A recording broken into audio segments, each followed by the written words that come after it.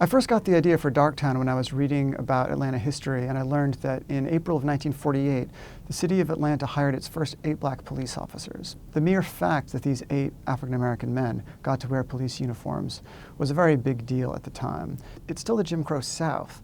There are so many things that these 8 men were not allowed to do. They couldn't ride in the front of a bus. They couldn't eat in a restaurant. They couldn't work out in a public park. Yet in addition to being these second-class citizens, they were also police officers. They were employees of the city government. They were upholding social order, but also upholding Jim Crow laws. What would it have been like for them, and what would it have been like for the community around them? Typically, your detective, your cop, they can question anybody. They can talk to anyone. They can follow the story wherever it goes.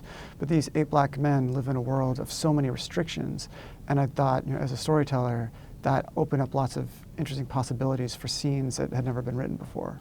I decided to fictionalize the story of the first 8 black cops, mainly because I think fiction is all about empathy and about seeing the world through someone else's eyes. To research the book, I started by reading newspaper stories from 1948 in both the black papers and the white papers to see the different perspectives.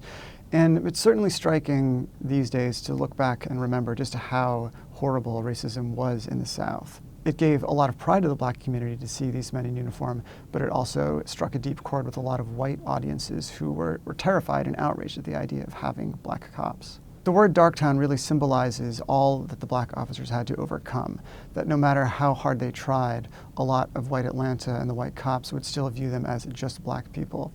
No matter how many million-dollar businesses were in the Sweet Auburn community, white folks still just called it Darktown. So the word Darktown really symbolizes for these 8 cops all the things that they have to overcome and all the hurdles that they face.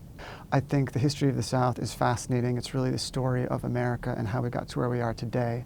The book being set in 1948, it's a few years before what most people consider the civil rights movement, but all of those threads and subplots are starting up. It's recent American history, and so I think so many of the themes and the issues that were going on then are still very much alive today.